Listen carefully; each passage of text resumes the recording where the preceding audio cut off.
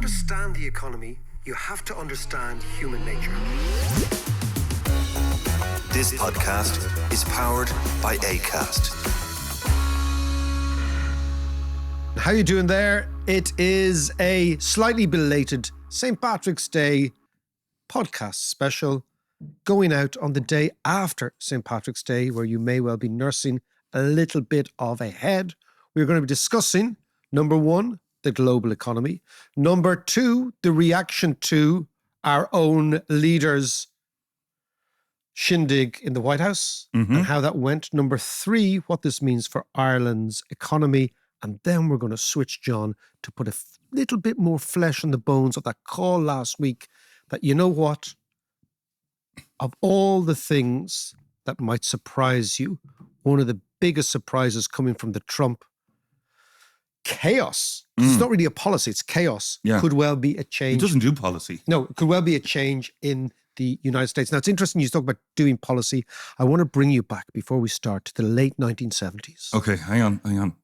Okay. You there? I'm there. Right. We are at home in Windsor Park, and the most coveted possession a man could have, a family could have, was a 3-in-1 stereo.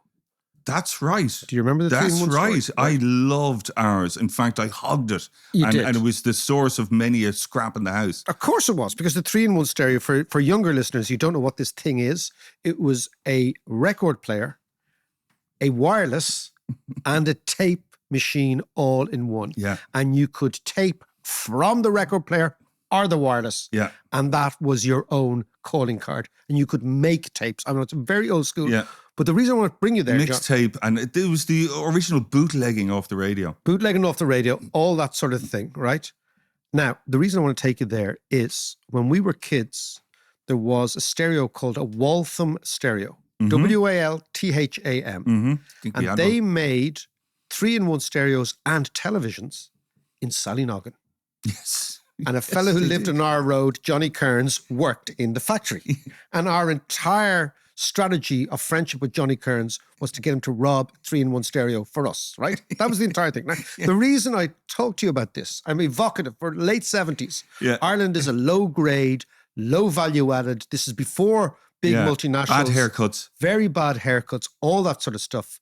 Is that Ireland was a low grade, low value added, low wage, low productivity country, making very, very basic 3-in-1 stereos that could have been made in the UK, but were made in Ireland. Were they an Irish company or a UK company? They were a UK company. They were a subsidiary of Pi. Ah, okay, which in itself was a competitor of Bush. Yes. Right? These are all very, very 1970s. Bush is still going, but Pi is gone, I think. All gone. And, the reason I talk to you about this, Howard Lutnick, the American Commerce Secretary, you asked about economic strategy. Yeah. He went on CNBC. What his mixtape was like. Yeah, exactly. I'd say lots of foreigner. Yes. Absolutely. I want to know what love is. I bet you. And Journey and stuff Journey, like that. foreigner, all that sort of stuff. Okay. But I want to come back. He said the other day that he was looking forward to the world when America First had come to its fruition, and America would be making sneakers, T-shirts, televisions, and 3-in-1 stereos, right? Now, this is a celebration of low productivity, low value added, and by consequence, low wage work. Yeah. This is the stuff that's made in Bangladesh. It's the stuff that's made in India. It's the stuff that's made in Vietnam. It's the stuff that's made in countries that are substantially poorer than the United States. Yeah. And you asked me, is there an economic policy? What I'm amazed by is that the Commerce Secretary has decided that the nirvana of the United States is low value-added work.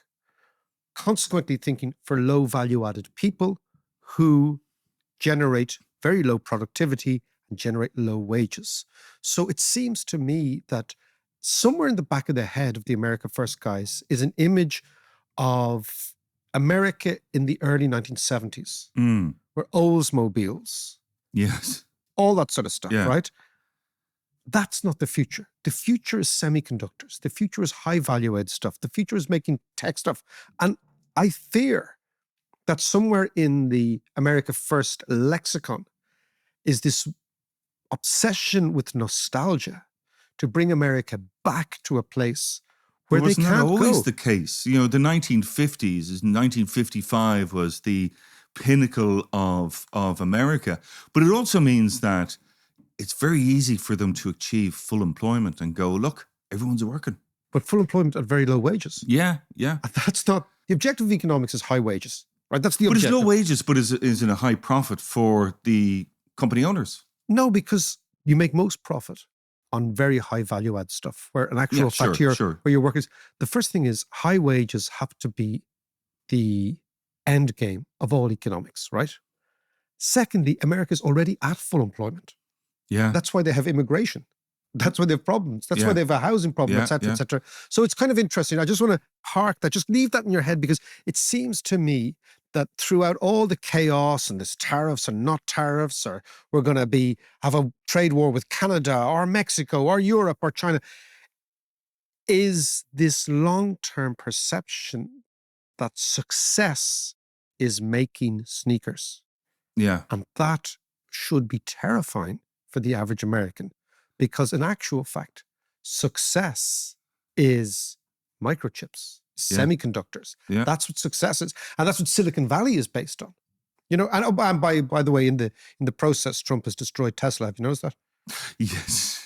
By him simply going out and saying, I'm going to buy a Tesla. Exactly. And everyone's like, sell that shit. Anyway, this is where we are now, John. What I want to talk to you about is what else is going on in the States. Remember, I told you a couple of years ago, we were talking about the job I used to have years ago working under Paul McCulley, the great economist. And McCulley said to me when I was at about 25, 26, he said, look, if you want to understand the world, if you want to understand your position on financial markets, on economics, etc., the only three things you need to understand or have a view on is have a view on the dollar-euro exchange rate, Okay. the price of oil, and the American long bond rate. Those three pivotal prices will give you your foundational worldview as to where the world economy is going. And where are we at with all those? So if the dollar is weakening, if the American long bond is rising, and if the price of oil is falling, what you're looking at is recessionary leading indicators in the United States. Yeah. The dollar has been falling against the euro. It's 5 cents. It doesn't seem much, but 5 cents is 5%. That's quite a lot in the last month. The long bond is heading upwards, i.e. the rate of interest is heading downwards. Again, that's just perceptions of the economy slowing. And the price of oil is collapsing. Now, if you take all those together, what it's saying is the United States is going to go into recession. Now, this was confirmed to me this week. I was doing a talk for people who are in the M&A world, the mergers and acquisitions world. So their world, I was employed to do this talk, right? And their world is very much a confidence game, right? Yeah. It's, I will take over this company and there'll be loads of money involved and we'll do this big M&A, usually between the States and Europe, right? Yeah. If we are confident about the future, and what they are all telling me is that their deal flow has collapsed. Yeah. It's fallen off a cliff. Yeah. Because nobody is doing any deals. Why? Because nobody has any visibility. They've no sense of where things is going. Yeah, and it's all the uncertainty of, you know, the tariffs on, the tariffs off, the this, that, and all the rest. And actually, I saw that Jamie Dimon, the CEO of JP Morgan, was sending around... The silver-tongued CEO of JP Morgan. Silver-haired. Silver-haired and silver-tongued. He is the... did you see Mad Men? Yeah. Yeah, he is the Roger Sterling of the banking world. But he's been sending around this clip of a speech that actually was one of those radio fireside chats that Reagan used to do from, I think it was 1982. And this is Reagan's understanding and view of tariffs. Let's listen to it. You see, at first, when someone says, let's impose tariffs on foreign imports, it looks like they're doing the patriotic thing by protecting American products and jobs. And sometimes for a short while it works, but only for a short time. What eventually occurs is, first, homegrown industries start relying on government protection in the form of high tariffs. They stop competing and stop making the innovative management and technological changes they need to succeed in world markets. And then, while all this is going on, something even worse occurs. High tariffs inevitably lead to retaliation by foreign countries and the triggering of fierce trade wars. The result is more and more tariffs, higher and higher trade barriers, and less competition. So soon, because of the prices made artificially high by tariffs that subsidize inefficiency and poor management, people stop buying. Then the worst happens. Markets shrink and collapse, businesses and industries shut down, and millions of people lose their jobs. Well, there was Ronnie Boy. I mean, basically, what he's basically saying is tariffs in an integrated global economy with integrated supply chains, with very, very deep, profound links between various companies are a disaster. And Trump is saying, we know they're a disaster. We're going to flirt with recession, but in the long term, we're going to come out fine. Yeah. And my sense is that there is no logic in this. We went back, remember William McKinley? We talked about there is logic if you want to close America off from the rest of the world. But closing America off from the rest of the world may well be possible.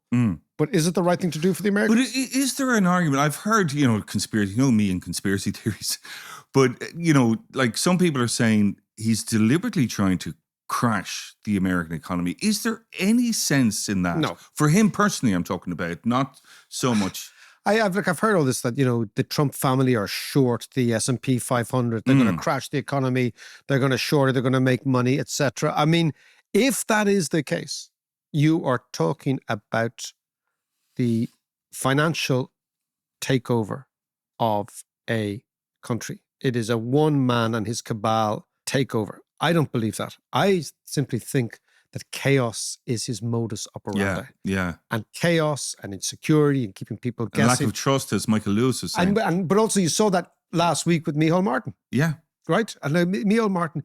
John, have you ever seen the movie The Horse Whisperer? No. I know the movie, but I don't think I've seen it. So The Horse Whisperer was about, it's Is The Rock in it? The who? Oh, you're a wrestler, mate. No, I don't. I'm much more in touch. Then I didn't see it. I'm much more in touch with my sensitive feminine side, John, right? But The Horse Whisperer is quite romantic, of course, which are things I like. Okay, it's slow moving, which I like. But it's about Robert Redford, who we all like. Okay, we all like Robert Redford. And he is this geezer who has the ability to speak to horses, right? He whispers into the ear of horses. And what is his great talent, he's got a combination of body language, that, the horses, he makes them calm. Like horses are very jittery. Yeah. Did I ever tell you years ago I was in Argentina? Right. And I was in a massive big farm out in the Pampas, and there were loads of horses. Yeah. Because that's what the Argentinians that's their mode of transport. Exactly. It is their mode of transport. Yeah, I know. And I go into the stable, and there are all these gorgeous horses, right? And right in the middle is a big, fat, hairy sheep. Massive yoke. Right? And you got on that. Of course. A long familial history of proximity to sheep. Anyway, proximity, you notice, right? Yes. But I asked the Argentinian, what's the sheep doing there? And he says, the sheep calms down the horses. Right? And that's true. Sheep, for some reason, calm horses. Really? So the Argentinians are being a big old yoke of a sheep, and the horses are all be calm, because horses, we know, are very erratic creatures. They are very, very flighty creatures. Well, the thoroughbreds one, and given Cheltenham last week and all the rest. All that sort of stuff. I lost my shirt on, but anyway, Did you calm them? You know what? Never take any tips from people who say they know horses. Yeah, exactly. Yeah. Because they are shorting you like Trump is shorting the market. And you don't fucking understand it. Right. Okay. So let's get back. So Robert Redford is the horse whisperer. Yeah. He calms the horse. Micheál Martin was the Trump whisperer last week. He was just kind of whispering into his ear. Yeah. And Trump was just talking about how great he was and the whole thing. And you know what? I know it's not realpolitik, but maybe being the Trump whisperer is good enough. In a sense, Micheál Martin talks Trump.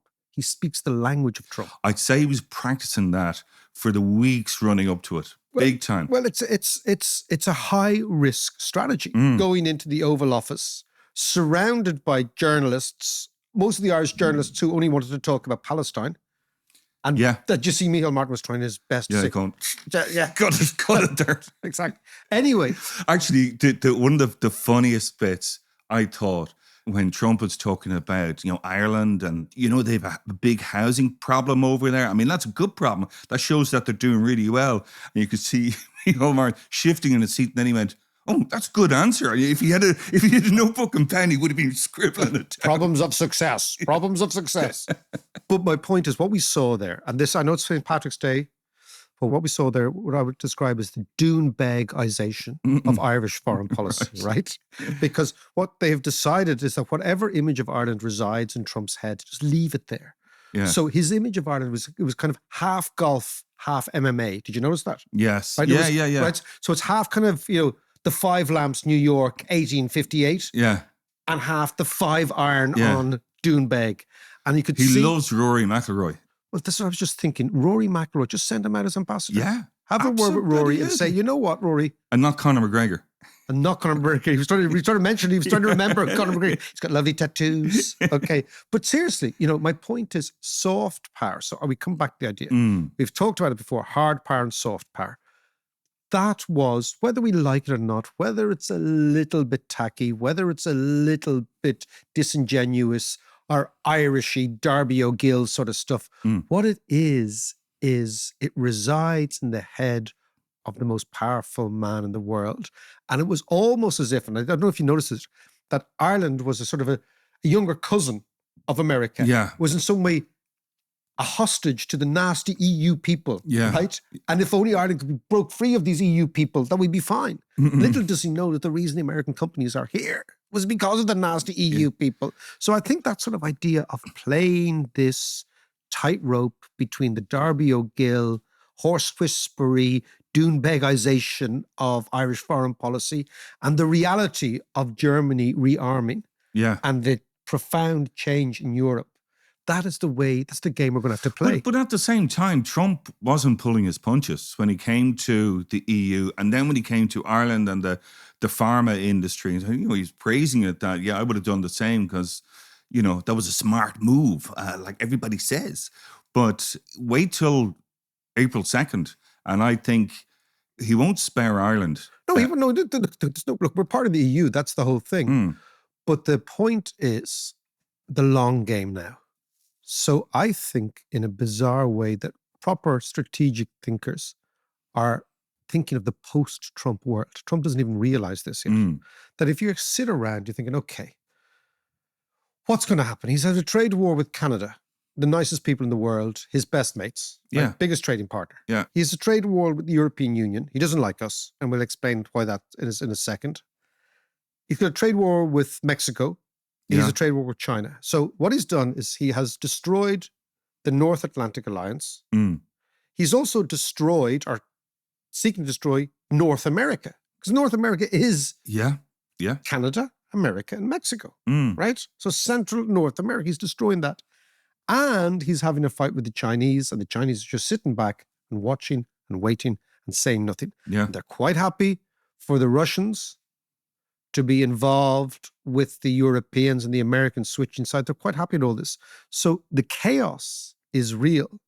But I think lots of people are now thinking, okay, what does the post-Trump world look like? And he doesn't even realize this. Where will the cards fall now that they've been thrown in the air? Well, can I ask you then, maybe we need to do a full podcast on this at a later date, but BRICS, the post-Trump world, where BRICS is actually, as a trading bloc, bigger than the G7. Not only that, but with the exception of Russia, it is the coming power. Yeah. So you have Brazil, Yeah. enormous country, 5th largest advertising market in the world. Huge. Advertising market? Yeah, they are right. a massive, massive big consumer. They're Brazilians, right? Number one. You have the South Africans, who have been always very close to Russia because of the treatment of the ANC by the Soviet Union. The ANC were financed by the Soviet Union. Right, yeah. So the ANC South Africans have always been very close to Russia. You have India, whose foreign minister in an interview in the Financial Times this weekend reaffirmed the closeness of India and Russia. And why is that? Because the Americans supported Pakistan. Right. Pakistan is the implacable enemy of India. In the Cold War, the Americans gave the Pakistanis the nuclear code in effect. They've claimed they didn't, but they did. Right, okay. So the Indians were supported by the Soviets. So the Indian upper elite, despite the fact that India has changed profoundly since the time of Nehru and the idea of the Indian National Congress, which is based on the ANC, the African National Congress, yeah. they're very close to Russia. And they feel a proximity to, an affinity to, and a gratitude to the Russians. Yeah. China, as we know, is the top dog. Top dog, yeah. And Russia is the quarry of all these places because Russia supplies all the minerals. If those countries were to set aside their some evident differences, because, for example, China's a communist country, India's a capitalist country, India and China can't stand each other, and they're always threatening to go to war over. Well, they're having little scraps on the borders, aren't they? With cudgels. Yeah, with cudgels and throwing people off cliffs and stuff. Yeah, because they've said, look, we will have scraps, but we can't shoot at each other. Yeah. So they're slapping each other around like Game of Thrones carry on, right? MMA. Exactly, MMA, exactly. Back to your friend The Rock. But, of course, the crisis between India and China is over water. And where does all the water come from? The Himalayas. Yes. So it's who owns the water flow. So these are profound geostrategic crises they have within the people who are talking about Russia versus China are saying that maybe what Trump is all about is the reverse Nixon, where it's by siding with Russia, China will be elbowed out and the Americans will do a deal with Russia. Yeah. And of course, South Africa is the second largest economy in Africa. Nothing happens below the belt, in effect, in Africa without the South Africans. So you are right. If they could get all their differences and set them aside, this is an enormous power. But it's also, this is the coming power because demography is destiny. And these are the part of the world that are growing. Now, obviously, China's demography is very, very bad, but India's demography is unbelievably positive. But then there's all the African countries that will come into play as well. Well, that's true. So what you have is once you, and I'm going to focus on this now for the second part of the podcast, once you decide to shatter the foundations of the world's institutional architecture, as Mr. Trump is doing, you do not control the outcome. This is the key thing, right? You can control the beginning of the process, but you don't control the end of the process. And that's what America is risking. Because once you decide that all the institutions that America set up in the 1940s and 1950s, you know, the IMF and the UN and the World Trade Organization, the World Health Organization, USAID, all these American, in effect, American constructs, once you destroy all them, you leave yourself open to the law of unintended consequences. And one of those may well be that the rest of the world gangs up on you. Yeah. Well, okay, let's just focus on Europe for the next part after a bit of this.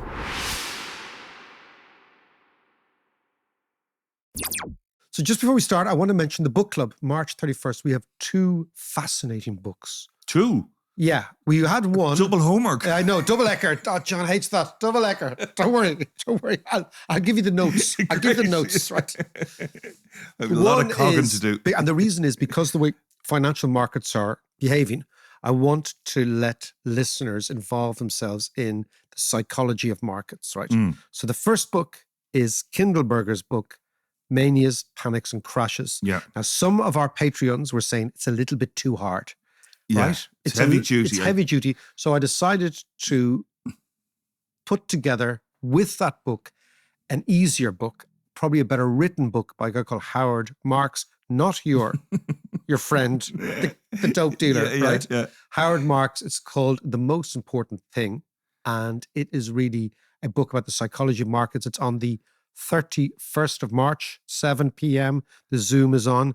If you want to learn about financial markets, credit cycles, booms and busts, join us. I'd also like now to thank our Patreons, without whom this podcast would not be possible. Absolutely. Thank you all very much for supporting us, not just this year, but over the course of the last few years. And if you want to support us, join us on patreon.com/David McWilliams. 31st of March, John, is your Ecker deadline. I know you're breaking out in a cold sweat already. But these books are brilliant books. Yeah, we might need a bit of Howard Marks to understand Kindleberger. John is now skinning up, as we say. Right. Now, anyway, let's get back to Europe. just before the break there, you were talking about the law of unintended consequences. And in this chaotic world where everything is being disrupted, that is becoming more and more prominent. Yeah. Who knows what's going to happen? I think the major thing, we touched on it last week, right? But I think the major implication for this part of the world is going to be the rise of Germany, which is a direct result of America abandoning Europe. Yeah.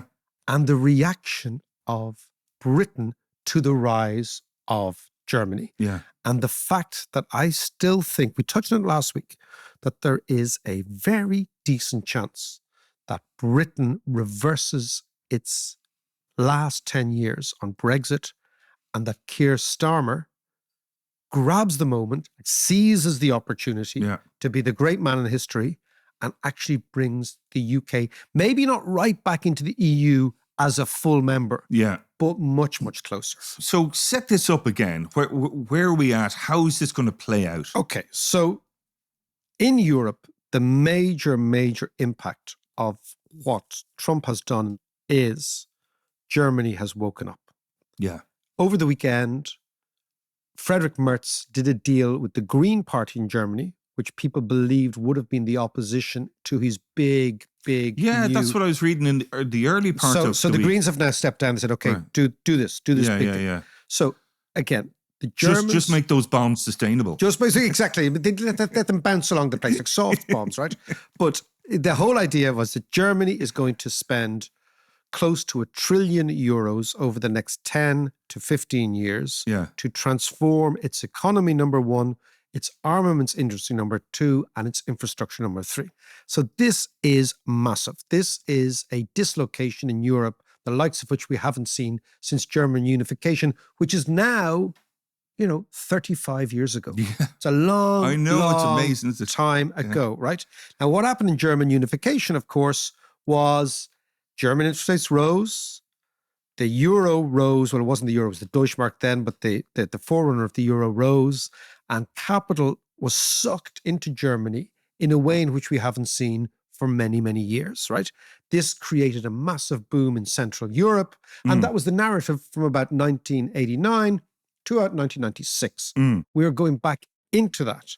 Now, one of the direct consequences of this, and people never see or never make the link, was the fact that sterling was tied to the Deutschmark on the eve of German unification. Yeah. The assumption was, the reason was sterling was tied to the Deutschmark was that they would acquire German interest rates, which had been since the Second World War lower than everybody else's. Right. Because Germany was a much more anti-inflationary country, etc. And the Deutschmark was much stronger. So people in Whitehall assumed, okay, well, if we can hitch our wagon to the Germans, we can have a quick way of getting inflation down in England. Yeah. The assumption was German interest rates would never rise. But they did. Right. Because German unification increased the demand for money, demand for loans, demand for capital. The rate of interest rate went through the roof. The British were therefore given the ultimatum, in effect, if you want to follow Germany, you've got to have higher interest rates, yet higher again. Yeah. The British couldn't do this because they were coming out of, as we spoke before, a massive housing crash.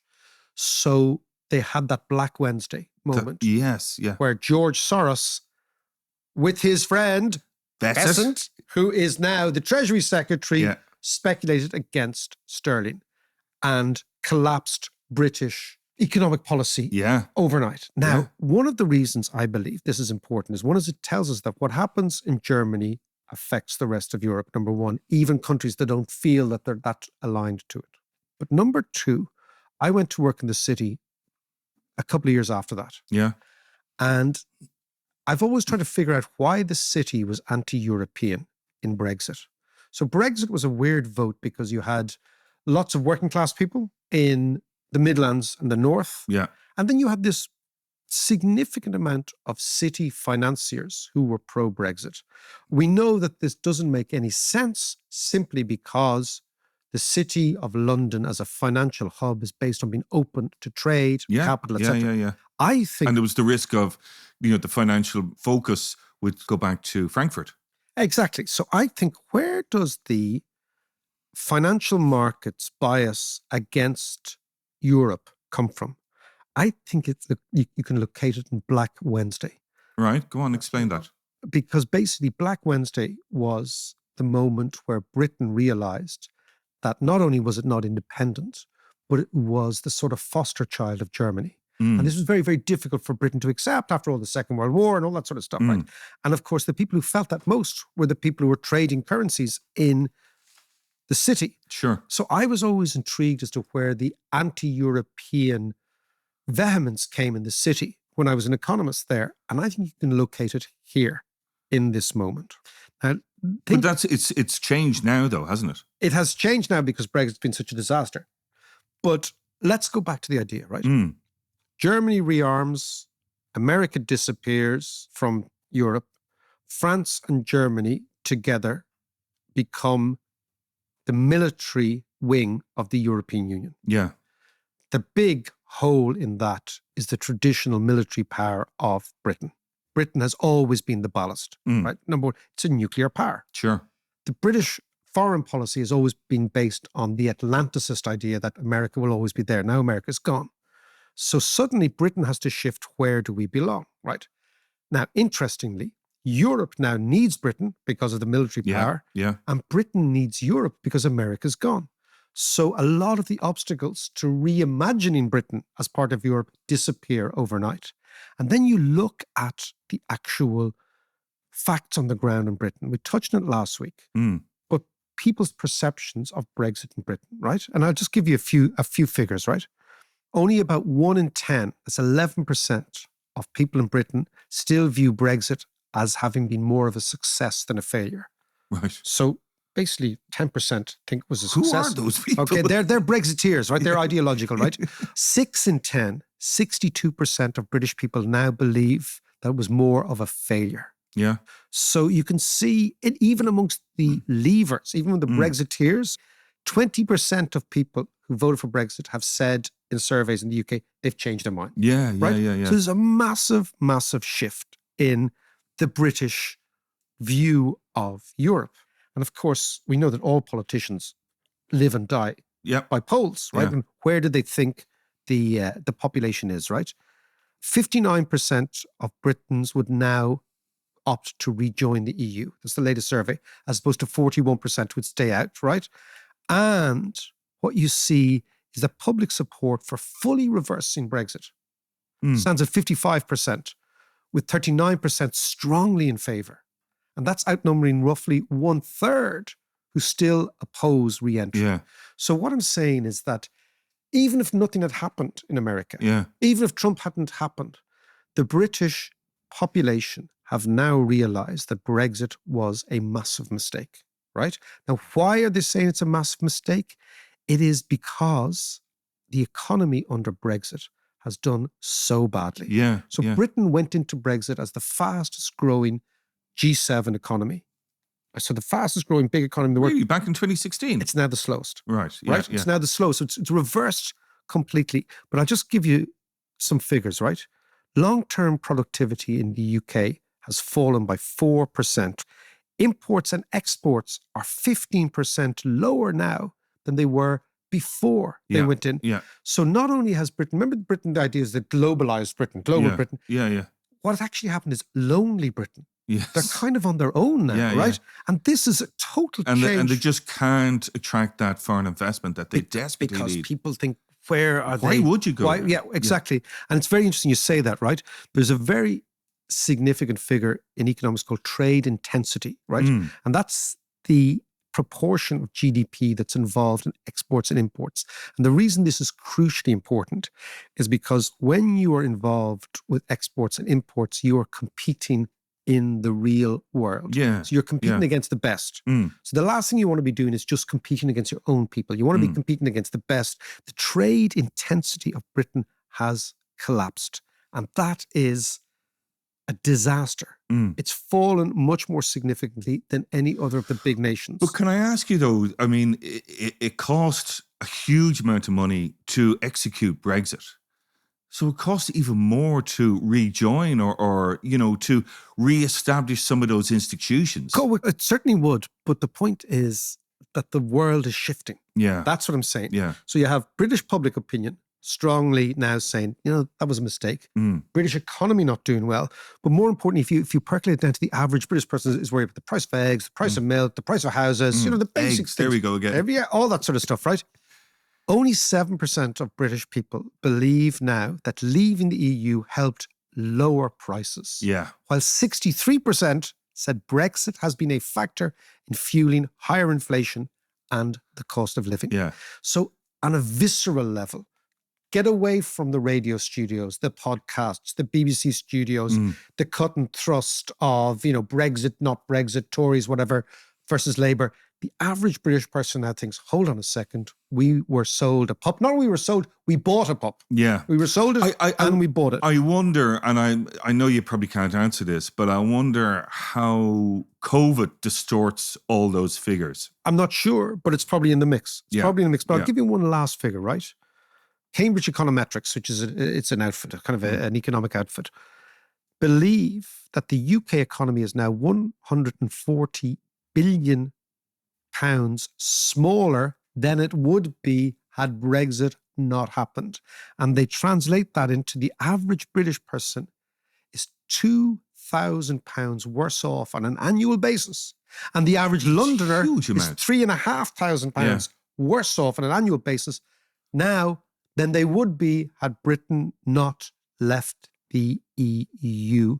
There are 2 million jobs fewer in the UK than would have been the case had they remained in the EU, and nearly 300,000 jobs fewer in London alone. Yeah. And they still haven't sorted out their immigration issue. And they've more immigrants now. Yeah. So if you are sitting in number 10 and you're Keir Starmer and you're the leader of the Labour Party and you're not popular, even though you have a massive mandate, you haven't been able to spark the imagination of people.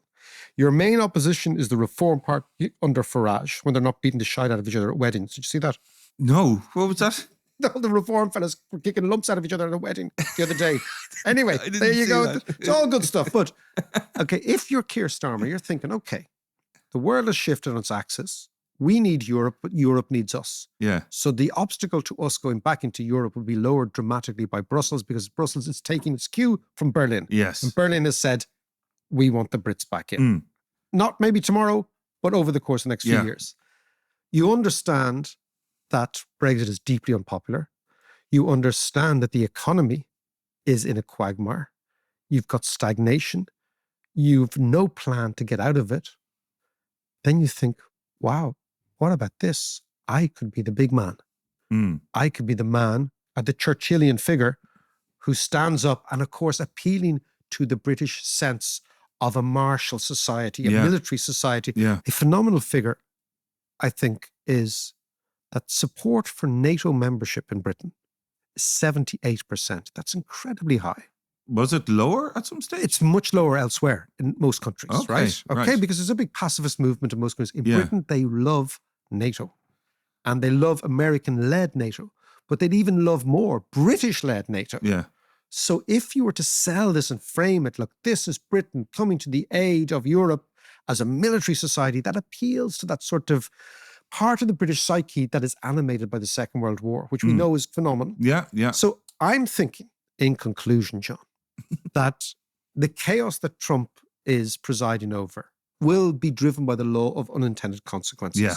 Things that you feel were never associated with each other will become associated with each other. In Europe, the big change is Germany. I'm not sure we've really appreciated that just yet. And the change in Germany gives Britain the opportunity to reinvent itself yet again after having experienced a decade now of Brexit, which has been kind of disastrous across the board. So I would say, if you're a betting man, now you said you were at Cheltenham during the week. Well, I was watching it. I lost my shirt. Yeah. Okay, but if you were a betting man, which you clearly are not, you're a betting patsy, right? Yeah. I would say from Dublin, this St. Patrick's Day special podcast is, do not bet against, the British being part of the European Union again in the next 5 years. We'll talk to you on Thursday.